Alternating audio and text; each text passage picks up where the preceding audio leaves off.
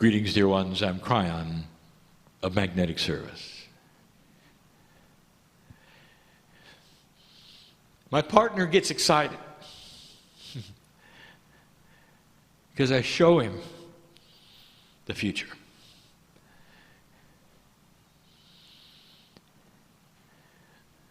The difficulty is always the same. You want it now.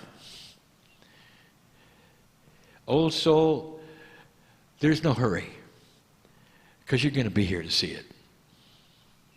You may look a little different, but you're going to be here to see it. And what I mean by this is the lineage of those and the Akasha of those in this room is going to be part of the future. No matter how old you are at this point in time, no matter what you think that you're a part of at this time, I would like to tell you that the old soul is going to continue. And that this transition to a new energy on the planet is temporary. You're going to start to see results. There's a fast track system that is going to echo what you want. Consciousness has energy. The energy is seen and measured and is part of the fast track system. There is a system in place to give back to you on the grids what you are endeavoring to create as an old soul. We told you this before. An old soul carries more conscious energy weight than a new one does. The Akash absolutely has what I will call stripes. What I mean by that is you become a weight and authority on the consciousness of the planet because of your experience. You weigh in harder than a newbie does, more profound than anyone else. A group of old souls in prayer is unstoppable. Almost. And I want to talk about that. I would love to give you physics that you've not discovered yet that help you to understand some things that are puzzles. I may try. But before I do that, I want to give you this. Dear ones, you're old souls.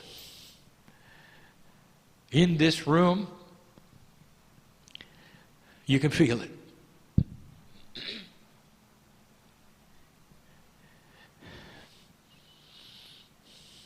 What you think and what you do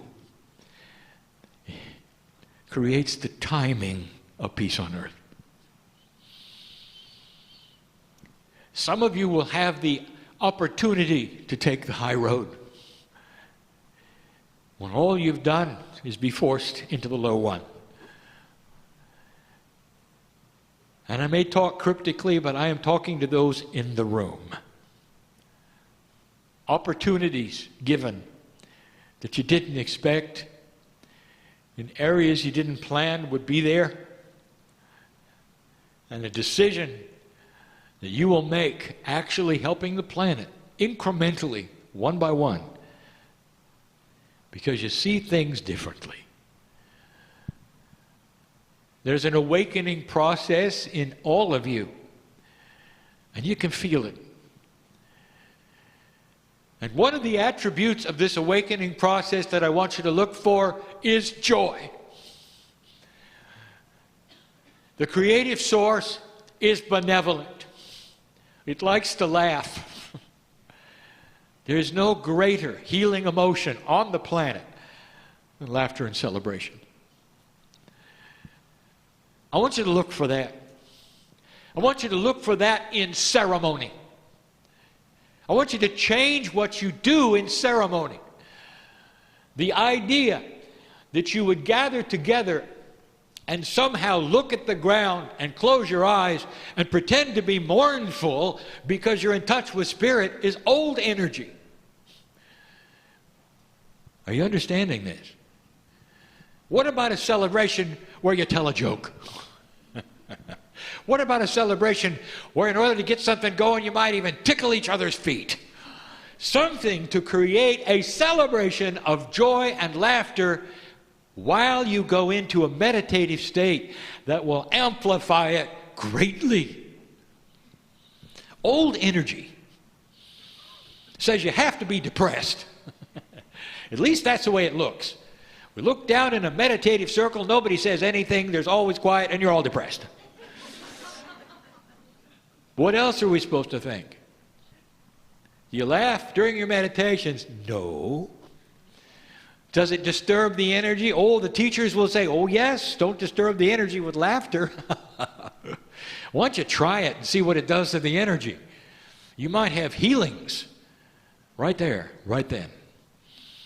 That's what I want to tell you right now. There are some of you who needed to hear this because you're invested in creating ceremony. Others of you in the room will have choices to make soon, which I will call high and low road choices. Same old, or something you know is better, but a little harder and more risky. I want to tell you, there's a hand that's ready to hold yours in the risk department when it comes to light. You understanding this? There are puzzles in spirituality, but they're not. I'll open a door just slightly tonight. Just slightly. Trying to explain to you something my partner has given you before. When we say that physics is consciousness and consciousness is physics, we're talking about energy. What is your idea when somebody says, did you feel the energy of the prayer? Did you feel the energy of the meditation? Are these just words that pass through your ears and they're metaphysical and esoteric and isn't it lovely? Or is there substance? How do you define energy? Is it something you feel? Is it something you measure? Let's talk very, very simply about energy. Long ago, basic science realized that energy is not destroyable. You cannot destroy it. You can change it. And in certain situations where energy meets energy, there will be then another energy, but it is not creating new energy, it's simply morphing. In some places of the universe, it gathers energy from another place. It looks like it is creating, it is not. It's simply moving it around. You might say energy then is absolute. There are those who would say there is no more energy in the universe today than at the moment of what you called the Big Bang, which, by the way, there was no such thing. There was a beginning, and there was an energetic start, but it was not an explosion and it was not a bang. It was a quantum event of an intersection of what we have called dimensional membranes. We don't expect you to understand that. We don't want you to. It's not needed. But energy is something you should be able to feel, measure, work with, compute, and predict. On the planet right now, you work with certain kinds of energy very well. You understand them. You can compute them. You can measure them. You can predict them. You use them in your machines. That's energy. You create energy in order to fuel your house. That's energy. But when it comes to consciousness, you don't think of it the same way. So tonight, right now, I want you to think of it the same way. Is it possible that there is a system that is a multidimensional system where what you create with your thoughts is as palatable as an electric current? we say palatable, that means that is digestible to your consciousness logic. That's what we say palatable, just like food. You can eat it, enjoy it becomes yours. It's palatable to think that your consciousness could be measured. Is it possible you could have a consciousness meter measuring that which you think, not on any scale that you have on this planet at the moment, nothing like you have. I'm talking about a quantum measuring device, a way you could see the energy you create when you focus your mind. If you had that right now, it'd change everything. You have a group of light workers and you're going to concentrate on creating rain. Now don't do that, because you're going to get it anyway. But just as a trial, would it make a difference to Gaia? Now I want you to follow this, because there's physics involved. The earth has consciousness that is tuned to humanity, and we have taught this to you before. Gaia is starting to raise its consciousness, giving you back what you're starting to give to it, which is not war and hatred. Gaia is starting to change. The crystalline grid is starting to change, giving you remembrances of good things and not drama. We have told you this. All that is around you that is in support of you, and it's starting to move. So let's say you pray for rain and you need it. Together you create energy that is quantum. That is to say, it works with quantum particles. The definition of quantum is a particle which is multidimensional, which is called quantum. We're using the word as an overview to mean meta-dimensional things, meaning multidimensional things. What happens? All the energy that you're creating goes into the planet. Will it create rain? I want to ask you a question. Thousands of years, indigenous did rain dances. I want to ask you a question. Were they doing something, or was it dumb? Was it simple? Was it mythology? Were they celebrating the gods in the sky? Were they desperate because their crops were dying? Or did it work? And I will tell you this, dear ones, they skewed the curve of randomness when it came to the weather and created the rain. It would literally be taken from one place, moved to their place, and rain. And they did it again and again, sometimes with results, sometimes without results, but more results than not, and that's why it lasted for thousands of years. That's why they continue to do it. You think it is perhaps foolishness. It's pagan. You know what it is? It's consciousness over physics. They knew it because it worked. Gaia is more receptive right now to these kinds of things than ever before. Ever before. A group like this can change the weather if it is appropriate. And there are so many things that Gaia will weigh into this. If it does not rob from another place, if it's time. This planet is benevolent for you. Tree hugger, I want you to resound to this. What do you feel when you're out there with the divas?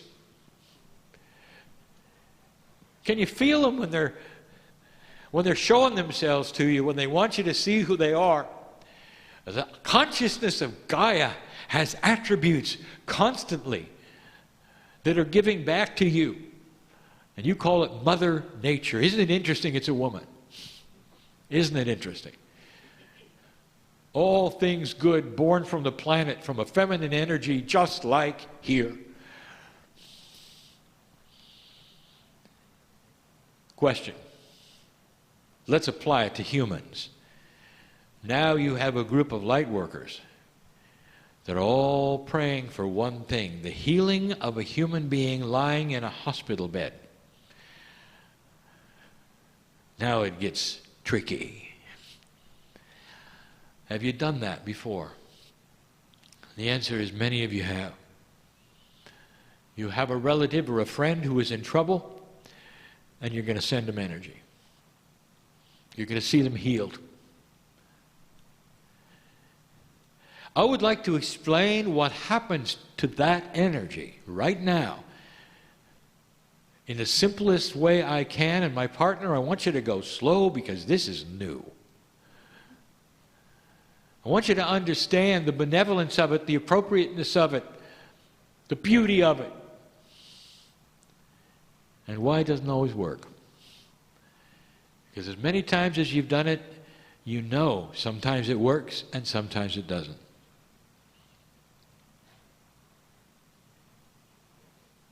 Prayer has consciousness. Meditation has consciousness, and those consciousnesses are energy. Just like the electricity you can measure in an amp meter, there are other meters of consciousness that can measure it, and it's quantitative. It actually has attributes of measurement that have not been invented yet. It's energy.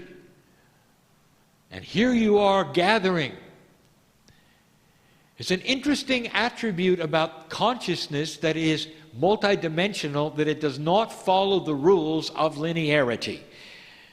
That is to say, when two or more get together, it is amplified in an odd curve. Not exponential, but similar to it. It's part of the math that you don't know yet. It's a base 12 equation, and it's a measurement of consciousness. You're focusing, you're seeing the healing, and here comes the energy. It was developed from you, you sent it. You didn't create it.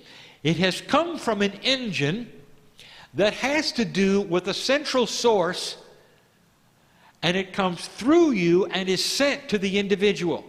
So you didn't create it out of nothing. Dear ones, you're in touch with spirit when you're meditating, when you're praying. You can feel it. You're pulling on that which is spirit, and you're pushing it right to the one you want to be healed. All is well. You're doing it right. The creative source has seen you and has granted that energy transmission right from the pineal, right from your consciousness, the triad of your brain, and focusing it right to the one in the bed. So far, so good. Now, I told you that energy cannot be destroyed, so it's got to go somewhere. If I told you the mechanics of this, it is not that which you would understand, and even my partner is having trouble with the picture I'm showing him. The first thing that happens, the energy hits what would call a potential membrane of manifestation. It's ready to go, but it has to pass through this membrane. That particular membrane is hooked to the physics of the consciousness of the healee, the one in the bed. They got to believe it. They've got to believe it. Oh, I didn't say they got to want it. Of course they want it. They may even give verbalization. Bring it on. I need it. I want the healing. But inside somewhere, there is something that says, but I don't believe it'll happen. Because they haven't committed to it. They haven't opened their pineal. They haven't connected it to the source. The source is missing. You've got to have a circuit. The energy hits the membrane and sees the consciousness is not then compatible. It's not compliant with the rules of the physics. And the energy of the prayer is then dissipated through the membrane and goes somewhere else. That's all I can tell you.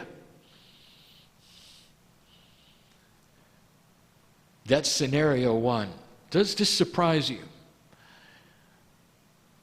That the one with the disease must be part of the circuit. Do you understand this? And then there are those who are part of the circuit. And I will tell you, the ones who are most part of the circuit are infants who cannot object with any intellect. And they're going to get it right away. I'll tell you, other animals are ready for the healing energy. They're going to get it right away. They can't object because they're wide open. The membrane of their consciousness is ready and will accept it because there's no intellectual objection or a kosh that'll get in the way. Sometimes a human will be partially ready and some of it will get through. This is complicated. We're dealing with physics, formulas, energies. Does this disappoint you that we'd want to quantify prayer? I want to give you something to think about. God is the master physicist. This is not a puzzle. This is beautiful. And when you find out about it, you're going to be able to understand it so much better when you can measure it. You can actually show it to the one in the bed, give them instructions on how to open the membrane, have it sail through, have things happen that never happen now, only because you're not aware of the beauty of the numbers. Oh boy, but can you send energy? And you do a good job of it. Dear ones, don't ever stop. Something is starting to happen on this planet to people in trouble. They're starting to believe it. They're starting to get it. They're starting to open what I would call that consciousness membrane, the compliance, what I will call of the protocol that you're sending them will be compliant to the receiver that they are, and they will understand at a physical level, and the chemistry will change inside, and there will be a healing. Don't go away puzzled by this channel. I want you to go away enhanced with the beauty of this. The beauty of this. I just gave you a snapshot of the future. I just explained prayer. I just explained meditation. And the indigenous of this planet know it. The monks in India know it. Those who have studied the ascension process 1,000 years ago knew it. You lost it. And now it's time to get it back. Dear ones, it's about belief. It's about owning that which is spiritual within you and changing yourself. Getting to a point where you get out of the doldrums of low self-worth and into that which is celebrate your life every day. How many of you have the courage to do that? Wake up. Put your feet on the floor and say, thank you, God, for my life. It's making a difference on the planet. This or something better today for me. I'm ready. I'll tell you, we're listening. And so is your body.